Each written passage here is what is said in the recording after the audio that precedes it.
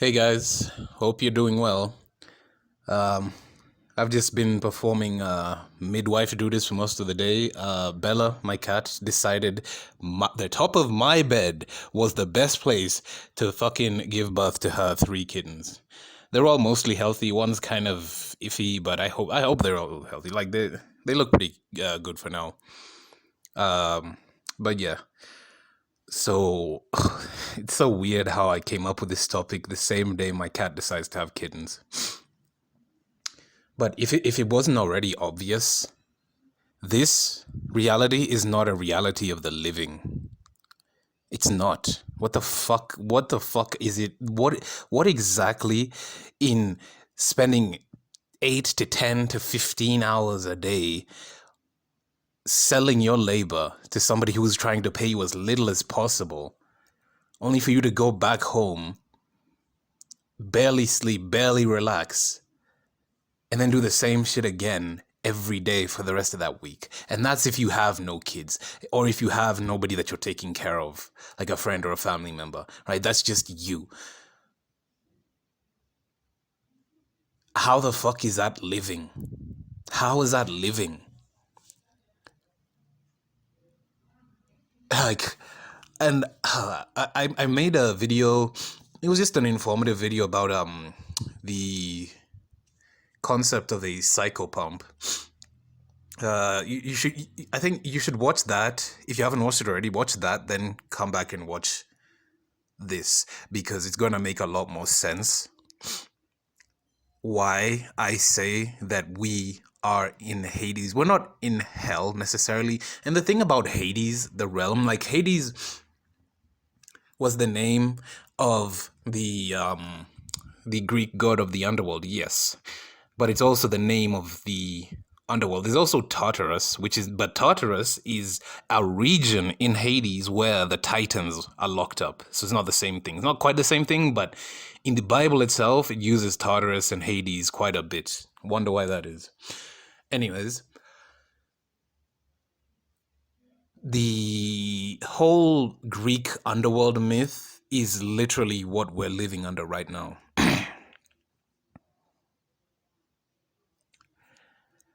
For you to get to the afterlife in the Greek underworld, for you to be allowed into the afterlife, this is just to be allowed into, like, go and be judged and everything, right?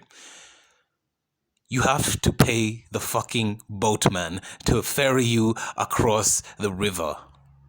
You're already dead, but you still have to pay him. Now tell me, money follows you after death? That doesn't make sense.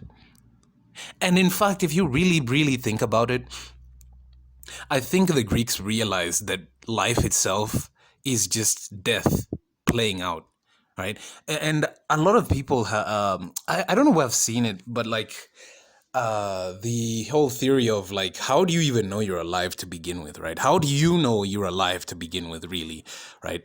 We're only alive because we say we're alive. And yeah, you can say, oh, scientifically speaking, shut up. That's obviously not what I mean. Even if you brought that into account, how the fuck do you know? How can you know that you're alive? How can you know that this world isn't just playing out? Like, you probably died like 4 days ago, and this entire world is just your brain, like, not even your brain, but like, I don't want to say spirit, but like, it's another world that you're in, but it's the dead version of you, right? I know it doesn't make sense. It doesn't, but you get what I mean. So in Hades, you have to pay your way to get your judgment, and you're already dead. You have to. I can't remember the full story of the Greek underworld, but Hades himself he's the ruler. He also judges whether you go to like the good side. I can't remember what it's called. God damn it! You go to either the good. Okay, you've seen Hercules, right? The Disney version. Basically that, and the fates themselves. Like, it's surprising how accurate they got the mythology, right? Even though it's a Disney interpretation. And the theory of the fates, right? The presence of the fates, I always looked at it like, wow, there's no way that can't be real, right?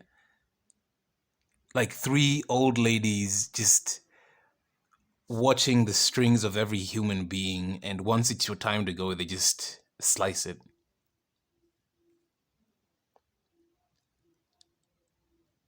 We are living in Hades right now because at every single stage, you have to cough up some money. Every single stage, you will literally have to cough up something. If not money, something of monetary value, something that can be monetized. You have to cough it up. If it's your labor, if it's your emotional capacity, whatever the case, it could be tangible or intangible. As long as it's monetizable, you have to pay your way through every step of the fucking process until you finally die yourself. And that's the crazy thing. Like, if this interpretation of mythology was actually true, that would be double hell, because you spent your entire life paying through it, and then you have to get, and the thing is, your loved ones have to give you money to pay the ferryman Charon. They have to give you money to pay him.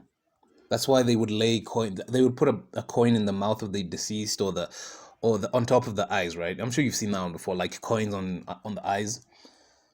So what happens if your loved ones have no money? You're just gonna be a wandering spirit. In fact, I just looked it up just to make sure I knew what I was talking about. So there are at least four regions in the Greek underworld. There's Tartarus, which is reserved for the worst transgressors and the Titans. The Elysian fields, where only the most excellent of men dwell. So that's like the good place to be in the afterlife.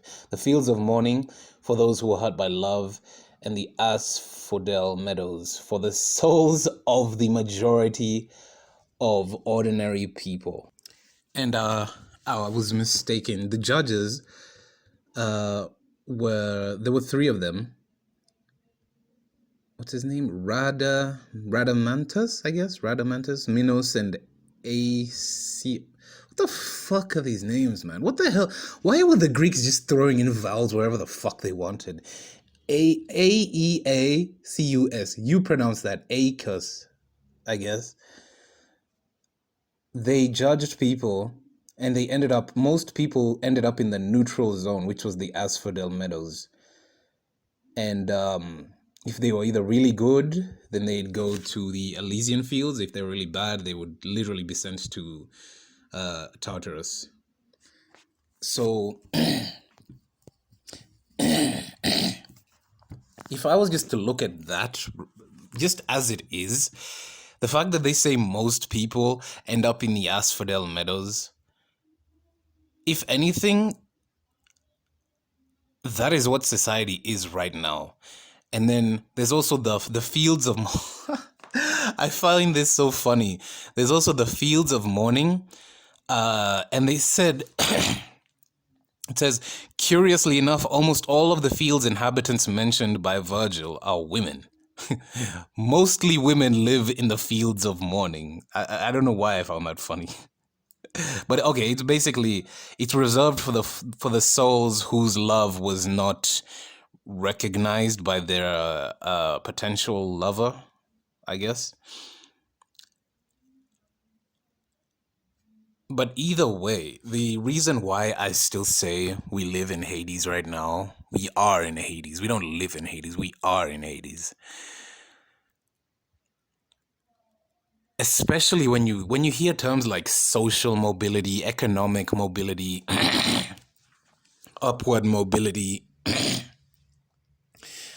What is the upper limit, right? What is the upper limit of this economic or social mobility? Because there's gonna be openly openly, what's the word? Openly identifiable trillionaires. They're trillionaires now, right now as we speak, but you won't find them on the Forbes list because they can just they don't want to be there, I'm guessing. There are trillionaires now for sure. But right now, fucking Elon Musk is worth how much? Like 250, a quarter of a trillion. Fucking hell, man. Fuck, like this is literally Dr. Evil levels of evil that we're living in. I can't believe this shit, man. It's come to my attention that a breakaway Russian republic, Kripalakistan, is about to transfer a nuclear warhead to the United Nations in a few days. Here's the plan. We get the warhead and we hold the world ransom for $1 million. Well, don't you think we should maybe ask for more than $1 million? $1 million isn't exactly a lot of money these days. Virtucon alone makes over $9 billion a year. Really? It's a lot. Okay, then. We hold the world ransom for $100 billion.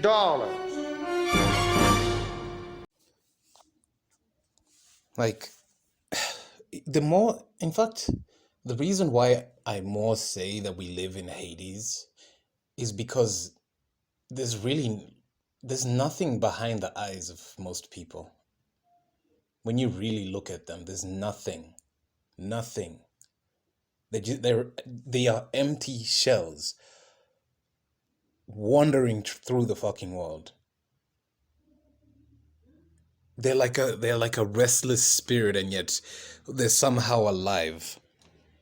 All the while having to still pay your fucking taxes, pay your fucking rent, pay your fucking car, pay your mortgage, pay whatever. All for what? Just to end up in a fucking grave? Tell me how that makes sense.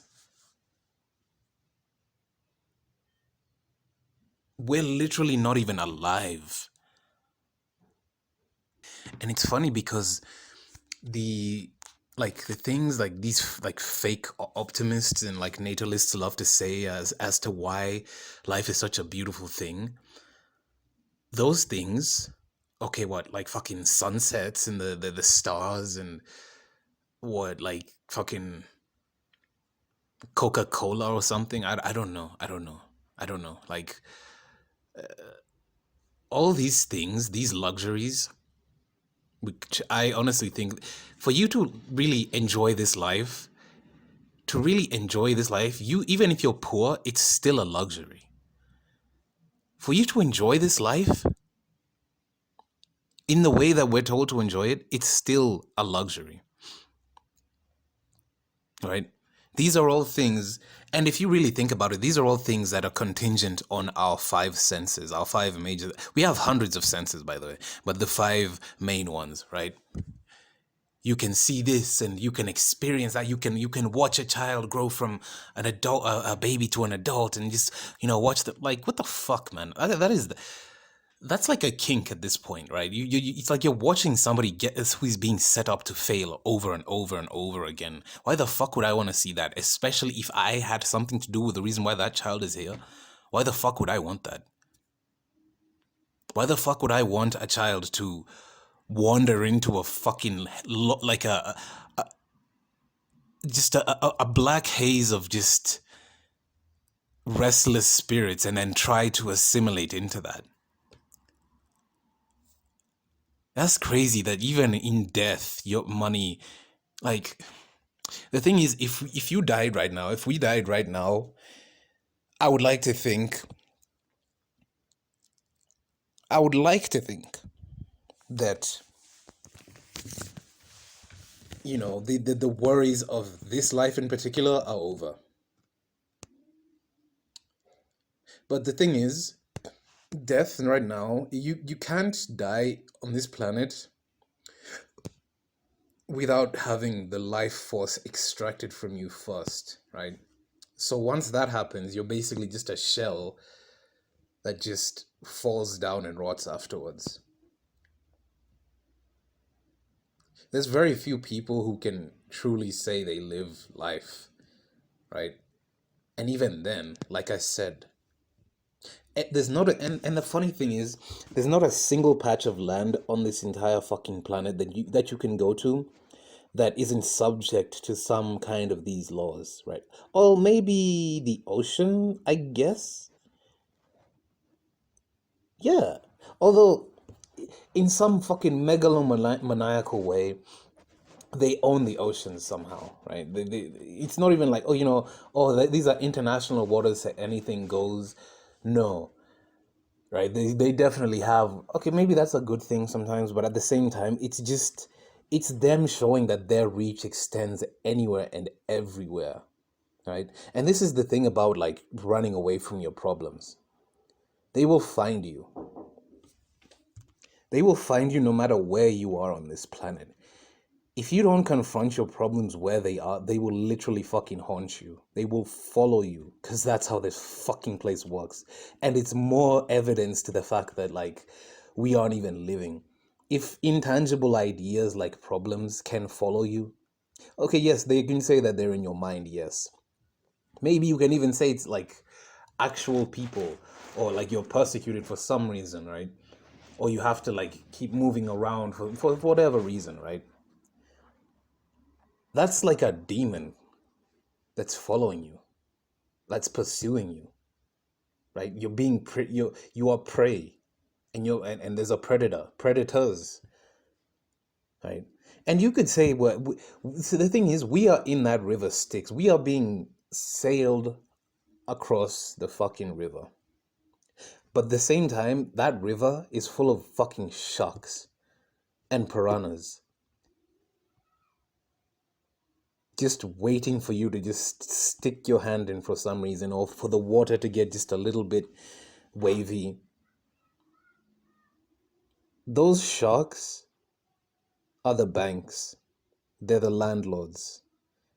They're the repo, what are they called? Repossession companies, repo men, whatever. And the fucking swine, the fucking oh, man. Literally the pigs. Those are the sharks in the water waiting for you to fuck up. And so many people do all the fucking time. And yet somehow, like, they just get into this cycle of justifying the lies over and over and over again. This isn't hell. The thing is, hell, what I understand about what hell could possibly be, you wouldn't even know you're there. So maybe this is hell, right? That's the thing about hell. You wouldn't even know that you're actually there, personally, right? Because the thing is, it's all fucking psychological. You can inflict as much pain on a human being physically as you want, but the psychological effects are drastically more effective. So if it's hell, we wouldn't even know if we're in it right now. This isn't hell. That's why I'm saying this isn't hell. It is Hades. It is the Greek underworld. And in that, there's so many different realms. There's several different realms that people like to pretend that they're heading into. Maybe it's that pursuit of what we think is here. That is now hell to me. I sound like such a fucking like I don't smoke weed anymore, but like I think I'm just feeling the after effects of it, because like this is why I don't smoke weed anymore, because I learned how to do what weed was helping me to do by myself. And let me tell you, it's just so much more fun, because I'm like, yo, am I sure I didn't fucking just smoke the biggest fucking bong an hour ago to come up with shit like this? But you tell me, am I wrong?